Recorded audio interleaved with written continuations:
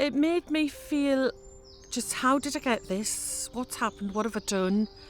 And what can I do about it, really? It was a shock. I was on borderline diabetes. I've read and known about diabetes, but you don't expect yourself to be diagnosed with it. The symptoms of type 2 diabetes are part of the problem because they're very subtle at first. Just perhaps increased tiredness, noticing more skin infections, perhaps candida, perhaps just ordinary spots. My health was very sluggish. I felt like I couldn't do the day-to-day things I normally did. A bit unhappy and quite worried about my health, to be fair. Our research has been able to show that type 2 diabetes can be returned to normal and that this can last in the long term. In other words, people can escape from this terrible condition.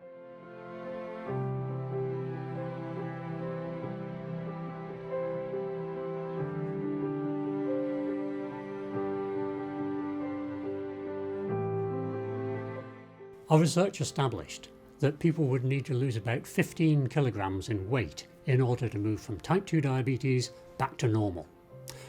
That amount of weight loss would shift the fat out of the liver and the pancreas, where we knew it was gumming up these organs.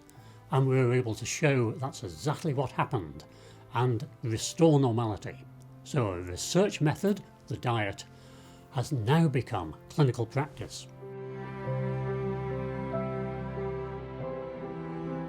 We working alongside with the GP and a group of dietitians, which is really, really helpful.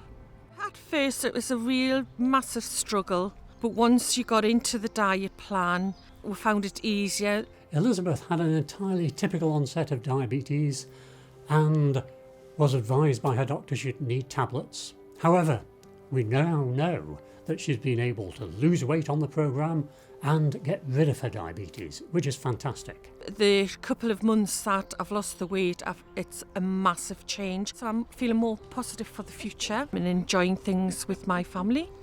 I can take the dogs for a walk without getting out of breath. For Elizabeth, this has been life-changing, and that's a phrase used by many people. I can do a lot more activities. I can now fasten my shoelaces by myself, which is a huge, massive achievement for me.